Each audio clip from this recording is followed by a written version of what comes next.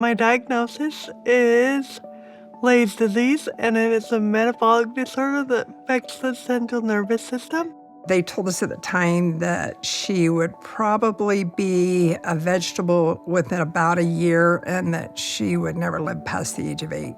They were also telling Kylie to not go to school, that you didn't need to go to kindergarten, just take her home kind of and just spend that time with her family. And I remember my mom saying, no, she's for sure gonna go to school and she's going to have the best time, but we're also going to do some amazing things as a family. We actually asked a very dear uncle if he would give her a priesthood blessing according to the beliefs of our church. He blessed her that she would walk and not be weary and run and not faint. And though she was, not healed in terms of how most people would think, we believe that it was that blessing where the Lord made the decision to let her live her life. Anyone that knows me knows that the worst thing that you could do is tell me I can't do something, because I'm just like, okay, you think I can't do it? I'm gonna achieve it. When she was in 6th grade, decided she wanted to try out for cheerleading. But I just said, you can't do the kicks, you can't do the jumps. You're not gonna make it. This is not realistic for you. And I'll never forget, she said, Mom, don't you think I have already figured out that I can't do the kicks and I can't do the jumps? She goes, don't you think I know I'm not gonna make it? She said, all I want is the right to try. Because when I try and I do my best, when I go to bed at night, it's good enough for me. The next year, I went home and I was like, I'm doing track. And they were like, what? And I did track, and I was last every time, but I did it. Kylie, after graduating from high school, at our ward's fast and testimony meeting, went up to what we thought she was going to bear her testimony, and it turns out she was announcing to everyone she was going to leave and go to school.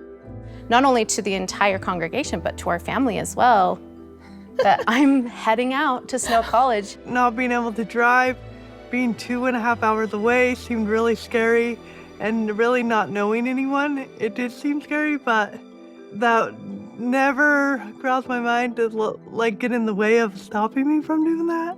That same courage of, this is what I'm doing, and no one's stopping me, and here I go, and just announced it to everyone. It was kind of scary for everyone, honestly, because it was Definitely a lot of unknown. It seemed big. Huge. It seemed huge, and it was. The thought of that. Her living on her own. I'll never forget Vaughn and I driving home, and I think we cried the whole way because we just couldn't imagine that we had left her there by herself. That first 24 hours in Ephraim was pretty much, I felt like the Lord couldn't find me. I was so homesick, I was so alone, and I even said in my prayers, I was like, I don't know if you can't find me because I'm in the middle of nowhere. And I just pleaded with the Lord, and I was like, if this is the place for me, then I need your help. So I got up the next morning and got ready for school, and I was going out the door to go to my first class, and my sister called me and she said, how are you doing? And I said, I'm not doing good. I don't think I can do this. I know that you believed in me, but I don't think I can do it. She said, Kai, just give it one day. Just give it one day. And then if you can't do it, then you can come home. And she said, I know that the Lord is not going to leave you alone. And then she just said, you can do this. And so I was like, okay, I'll give it one day. We definitely knew immediately within those first few days that there was little miracles that were put in place. It was so evident to us that there were people that just showed up in ways that she needed, and it changed and set up this whole experience for her. She went on campus. She didn't really know where she was going, and 2 girls came up from the snow basketball team. She didn't know them. They didn't know her, but they said, "Do you need some help?" She called me and she said, "You don't have to come.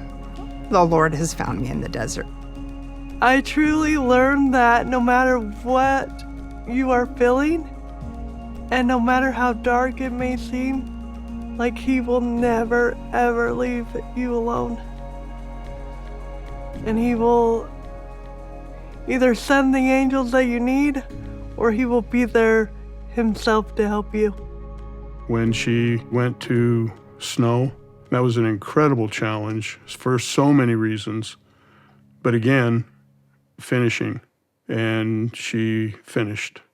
So when Kylie was accepted to BYU, we figured that it was the place she was supposed to be, and that, again, things would be put in her path that would help her to succeed.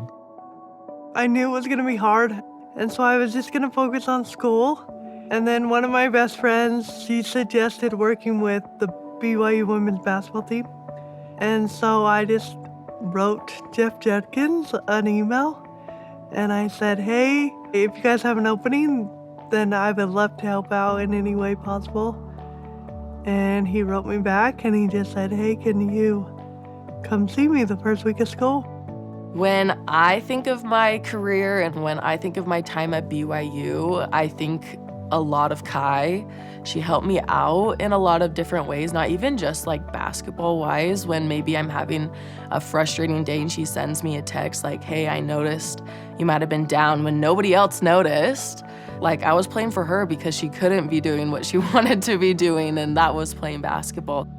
And somehow, with each kind of phase she's gone through and everything that she's tried, she truly just keeps trying. And I think that's the biggest thing is we've seen her through all these years thinking that eventually it will slow down a little, and she hasn't. She just wants to keep trying. And it doesn't mean that she doesn't have hard times and that sometimes she wishes things were different, but she has learned that true joy comes from serving and helping other people. Obviously, have I always wanted to play basketball? Yes, I have. But I've chosen to find joy in my job in a way that I can, but be a part of the game that I truly love. She finds so much joy in those around her achieving their goals and finding that happiness. Like, she loves to be involved in that. She stands for what it means to be a part of a team and just willing to do what it takes no matter what it is to win. That attitude of finishing against all odds is what makes champions. And Kylie is a champion.